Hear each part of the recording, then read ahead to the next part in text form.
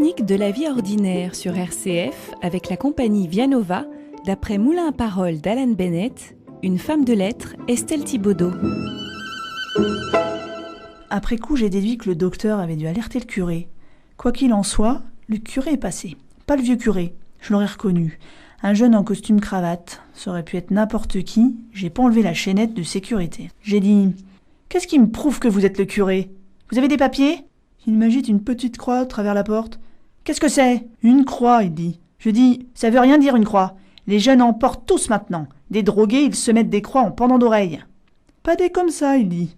C'est une vraie croix, c'est mon outil de travail. » J'hésitais encore un peu et puis j'ai vu qu'il avait des pinces à vélo. Je l'ai laissé entrer. Il me fait un brin de causette, la pluie et le beau temps, tout ça, mais sur Dieu, pas un mot. Tant qu'ils peuvent l'éviter dans la conversation, ils le font, les curés. Ils savent bien que ça fait fuir les gens.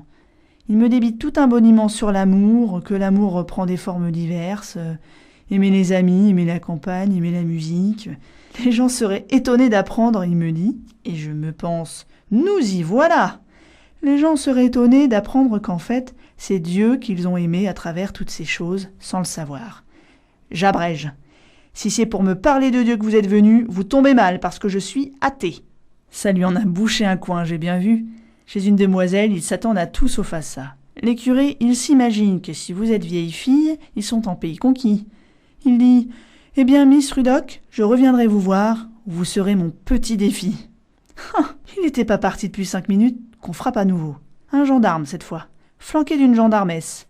Demande s'ils peuvent entrer, me dire 2 mots. « À quel sujet ?» Je dis. « Vous savez très bien quel sujet ?» Il dit. « Pas du tout, je dis. » Mais je l'ai fait entrer, il enlève son képi, c'est un jeune. Me dit qu'il n'ira pas par 4 chemins.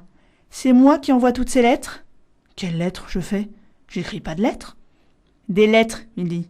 Je dis tout le monde en écrit des lettres. Vous aussi vous en écrivez, je parie. Pas comme les tiennes, ma belle. Pas de familiarité, je dis. Je vais prendre votre nom et votre matricule. Vous aurez des nouvelles de votre commissaire.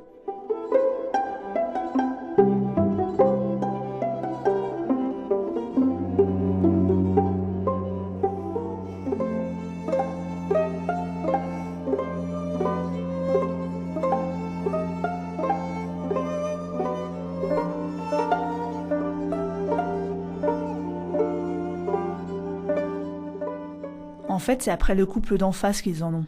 Je dis « Pourquoi c'est à moi que vous demandez ça ?» Il dit « Qui c'est qui a écrit au pharmacien pour lui dire que sa femme est une pute ? Qui c'est qui a collé une dépression nerveuse au vendeur de sucettes ?» Je dis « C'est pas de ma faute, s'il sert les enfants d'à peu près. » Il dit « J'ai un mandat d'arrêt, trouble de l'ordre public. Tu as déjà eu un avertissement, c'est du sérieux. » Oui, je dis « C'est du sérieux. Mon ordre à moi, il n'est pas troublé quand je vois partout des atrocités, du laisser aller. Il n'est pas troublé quand on torture un gosse. Il faudrait que je trouble pas l'ordre public quand je vois des choses pareilles. » L'autre prend le relais, l'approche compréhensive. Madame me demande ce que je peux bien avoir contre un jeune couple si exemplaire. Je dis que s'ils sont si exemplaires, comment ça se fait qu'on voit jamais le gosse ? S'ils sont si exemplaires, comment ça se fait qu'ils fassent la bringue tous les soirs en laissant le gosse seul à la maison ? Elle dit que c'est parce que le gosse n'était pas seul à la maison. Que le gosse n'était pas à la maison.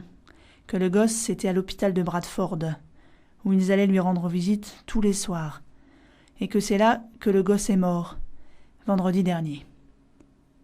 De quoi, je demande ? De mauvais traitements ? Non, elle dit. De leucémie.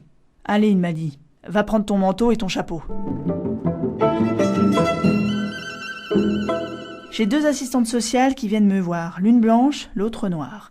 La blanche me dit de l'appeler Maureen, c'est plutôt elle qui aurait besoin d'assistante sociale. À l'entendre, tout est de la faute des hommes. On sait à quoi s'en tenir sur les hommes, hein Irène ? Je tiens à ce qu'on m'appelle Miss Rudock. Je n'ai pas été Irène depuis la mort de maman. Mais ils se sont tous mis à m'appeler Irène, elle, la police, tout le monde. Ils se figurent que c'est par gentillesse, alors que c'est juste une forme gentille de méchanceté. L'autre est asiatique. Madame Rinvindi, avec petite tache rouge sur le front et tout le cirque. Elle s'assoit, elle parle. Elle s'aillerait à la rigueur. Sauf qu'à la longue, elle finit par m'agacer. Je lui dis que j'adorais ma mère et elle dit qu'elle adorait sa mère. Je lui dis que j'ai peur de me promener toute seule. Elle me dit qu'elle s'est fait agresser. Ça n'avance pas à grand-chose. Vous parlez d'une assistante sociale, cette bénie oui-oui.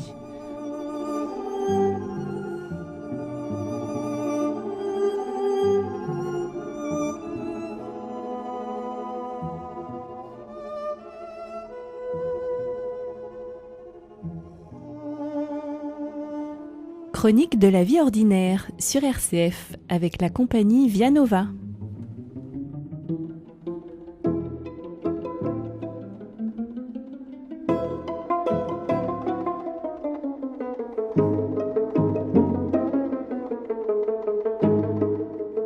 Ils m'ont placé en période probatoire, comme ils l'appellent. Ça veut dire qu'il faut que je me tienne à carreau. Si je recommence à écrire, ils me mettent en prison. Le juge a dit que j'étais plus à plaindre qu'à blâmer. J'ai dit « Excusez-moi, mais est-ce que je peux faire appel ?»« Non », il a dit. « Ce que vous avez de mieux à faire, c'est de la boucler. » Un grand dadais, avec un costume bleu marine et œillet à la boutonnière. L'air un peu alcoolique sur les bords. Maureen essaie de m'inciter à lire. Sans doute pour me distraire d'écrire. Elle dit que ça m'ouvrira des horizons, des livres.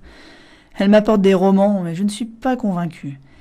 C'est vrai, dans un roman, dès que quelqu'un dit une chose du genre « Je n'ai jamais été dans un accident d'avion », vous pouvez être sûr que 5 minutes plus tard, l'avion s'écrase. Si quelqu'un dit « Il n'y a jamais d'accident de train », vous pouvez être sûr que ce train-là va y passer. Dans les histoires, il suffit de dire et ça arrive.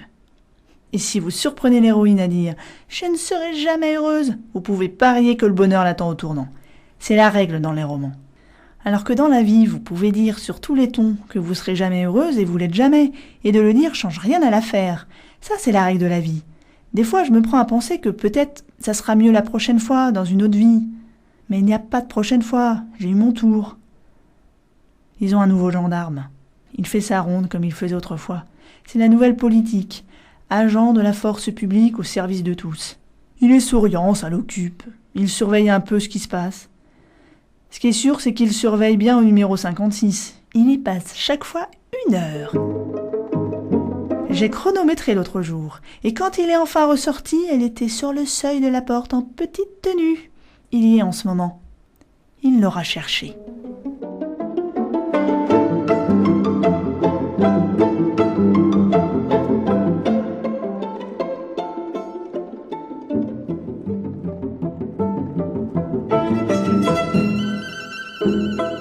Je ferais mieux de mettre mon journal à jour. Madame Proctor nous a toutes mises à tenir des journaux intimes dans le cadre de l'initiation littéraire.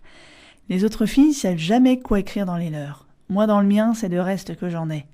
Le problème, c'est que je n'ai même pas le temps de tout écrire. Tenez, là, je suis déjà 3 jours en retard. Je partage une chambre avec Bridget, qui est de Glasgow. C'était une occasionnelle. Et elle a tué son gosse sans faire exprès un jour de déprime où elle était saoule. Gentille petite frimousse. Jamais, vous diriez. Je suis bien avec à peu près tout le monde, en plus de Bridget. Je fais mes petites visites tout le long du couloir. La plupart du temps, je ne suis pas dans ma chambre quand la cloche sonne. Elle se moque un peu de moi toute, mais pas méchamment.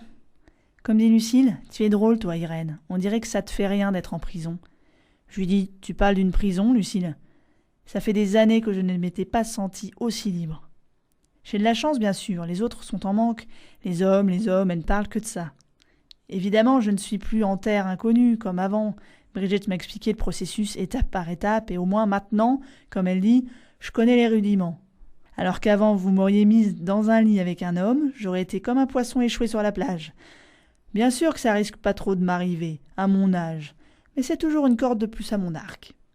Elles me font fumer aussi, de temps en temps. C'est pas pour autant que je vais devenir une grosse fumeuse, c'est pas mon genre, et puis c'est pas mon intention. Mais enfin, s'il m'arrive de me trouver un jour dans une situation où il est donc bon ton de fumer, comme quand il porte un toast à la reine par exemple, eh bien, je ne serai pas déplacée. C'est la philosophie du lieu, voyez-vous, acquérir des compétences.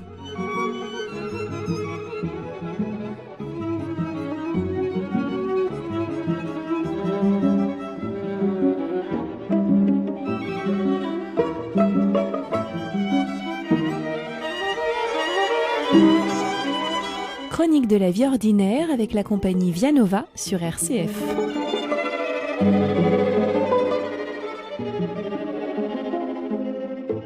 Mais la façon dont elles parlent, certaines, c'est quand même amusant. Elles ont des mots pour des choses que je savais même pas que ça avait des noms. Et c'est vrai qu'à l'occasion, j'y vais moi-même de mon petit juron, seulement quand ça s'y prête. L'autre soir, j'étais assise avec Shirley pendant l'heure associative.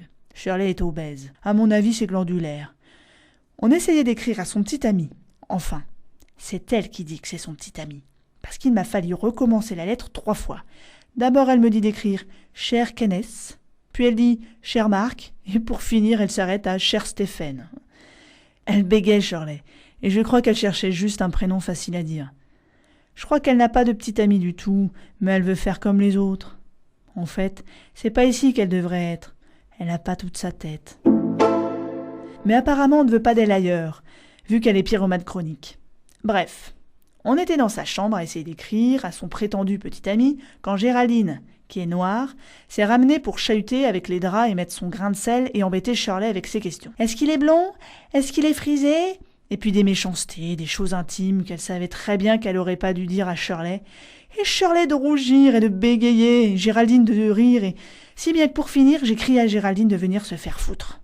Elle s'est mise à hurler de rire et elle est partie dans le couloir en criant « Devinez ce qu'Irène a dit! Devinez ce qu'Irène a dit !» Quand elle a été partie, Shirley m'a dit « T'aurais pas dû dire ça. » J'ai dit « Je sais, mais il y a des moments où c'est nécessaire. » Elle a dit « Non Irène, c'est pas ce que je veux dire. C'est que tu t'es trompée. C'est pas « viens te faire foutre ». Elle a dit « c'est « va te faire foutre ». Elle a bon cœur. Des fois, Bridget se réveille en criant au milieu de la nuit. Elle a rêvé de son petit qu'elle a tué. Et je m'assois sur son lit et je lui tiens la main jusqu'à ce qu'elle se rendorme. Il y a le tic-tac de mon petit réveil et j'entends le bruit du vent dans les peupliers du terrain de sport. Et peut-être il pleut et je suis là. Et je suis heureuse. Si heureuse.